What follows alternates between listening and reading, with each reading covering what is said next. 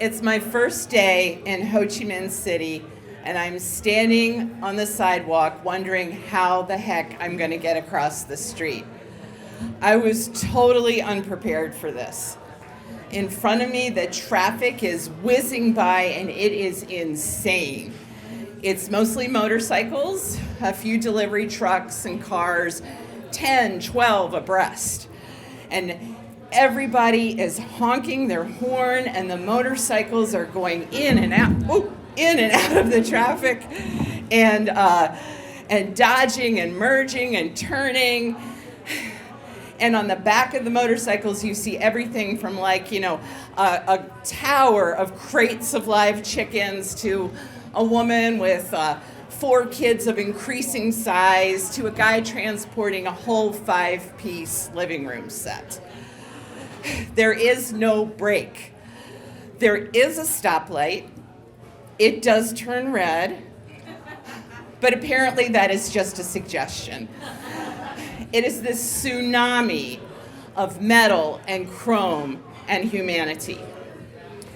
But our handler, who was born and raised in Ho Chi Minh City, takes my husband Ray and me by the elbow and says, "It's easy. Stay close. Maintain a steady pace. Whatever you do, don't stop." And we step into the traffic. And the motorbikes just magically kind of scoot around us like water around rocks as we walk. I mean, I am terrified, but before I know it, we're on the other side of the street. We're safe. Crossing that street was a leap of faith. But then this entire trip was a leap of faith. Ray and I were in Vietnam to finalize our adoption and meet and bring home the toddler that we had been matched with 5 months before. Now, we knew when we started the adoption process a couple years before that once we got our match, we would get very minimal health information, like height, weight, and the results of a syphilis test. And on that basis, we would have to make a decision. But, it was a no-brainer because her picture was so stinking cute. So we were in Vietnam for a little over 3 weeks, and after those first couple days in Ho Chi Minh City, we were out in the country, and that's where the orphanage was. And crossing the street there, that was pretty easy. You just had to maybe every now and then watch out for a water buffalo. But for the last week of the trip, we were back in the city. And our handler, her duties were done, so it was just me, Ray, and our new 2-year-old daughter, Olivia. And we decided that for the rest of the trip, we would cross the street in the safest way possible. We just weren't going to do it. Our hotel had, on the same block, a couple restaurants, a convenience store. We could go out every day and we would be fine. We would just make right-hand turns.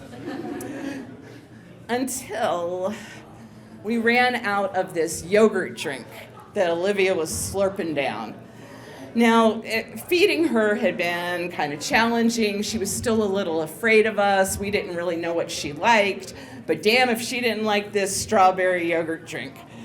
So I guess we're doing this. So we put her in the stroller. We leave the hotel. We're standing on the sidewalk. The motorcycles and the cars, they're just coming 13, 14 abreast. There's no break. I don't know if I can do this. But the yogurt. So we just channel what our handler told us. Stay close. Maintain a steady pace. Whatever you do, don't stop. And I push the stroller out into the traffic. And it's working. The motorcycles are just scooting around us. It's just this great flow. Until I look up the street and I see this line of motorcycles coming at what I think is an incredibly reckless speed. And I suddenly remember I have a baby right here. And I panic. I freeze. And when I do that, this woman on a motorbike that's coming at me, she had anticipated that I was going to maintain this steady pace. She has to slam on her brakes, and she almost goes over the handlebars. And then this guy behind her almost plows into her. And I feel terrible because this is a mess. I almost caused an accident. But Ray's like, come on, we got to keep moving. So we walk on. I just give them the I'm sorry look, and we get to the other side. And I think, well, the important thing is we're safe, and my kid has her yogurt. Well, we get back to the United States, and the very first thing I want to do is find a doctor and get Olivia a checkup, because really all I know about her is that she doesn't have syphilis. So I actually find a pediatrician who's an adoption medicine specialist. And she looks her over and says, she looks really healthy. She's just small for her age. She'll catch up. And then she asks me about vaccinations. And I was dreading this conversation. As I told her, I have no idea. They don't give us that information.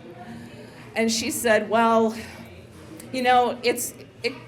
we can assume she's probably been exposed to almost everything. I mean, hepatitis A is rampant in Vietnam, probably chicken pox.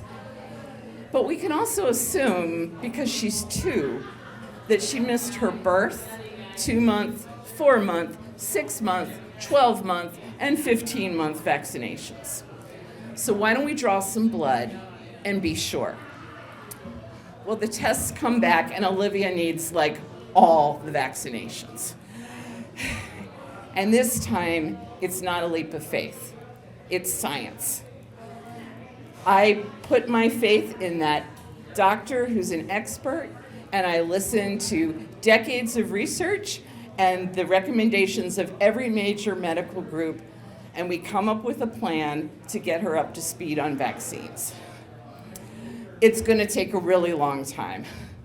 And over those many, many months, so we space them all out, and I take her and get the next one on the list. I'm not raising her as a hothouse flower.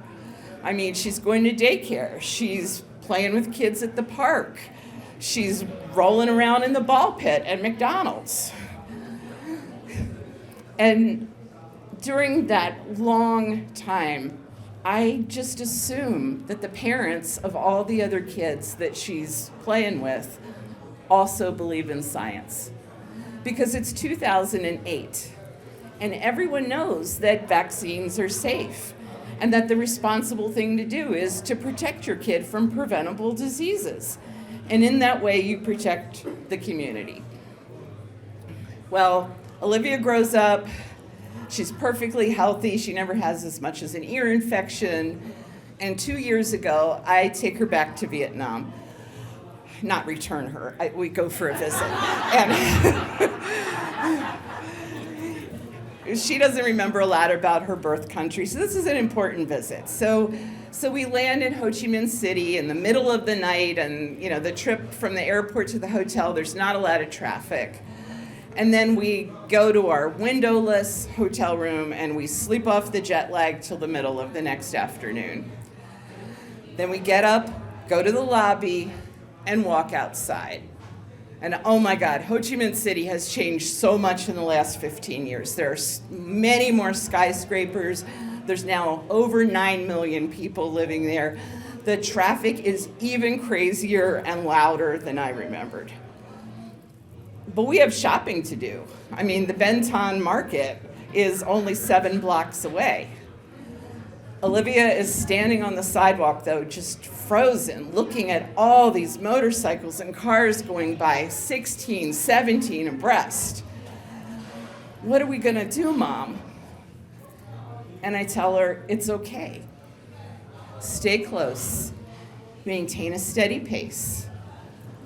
Whatever you do, don't stop. And we step out into the traffic. And the cars and the motorcycles go around us like water flowing. And I'm not scared at all. I know we're going to be okay because I see it now. Everyone is working together. and we're part of it. All that honking, that's not get out of my way. That's letting someone know that you're close. Because this isn't just about me getting my daughter to the market. It's also about the guy with the chickens and the woman with the 4 kids and the delivery drivers with their trucks. Because living in a society means you think about other people, not just yourself. Because we are all in this together, and we look out for each other. And when we do that, we keep each other safe. Thank you.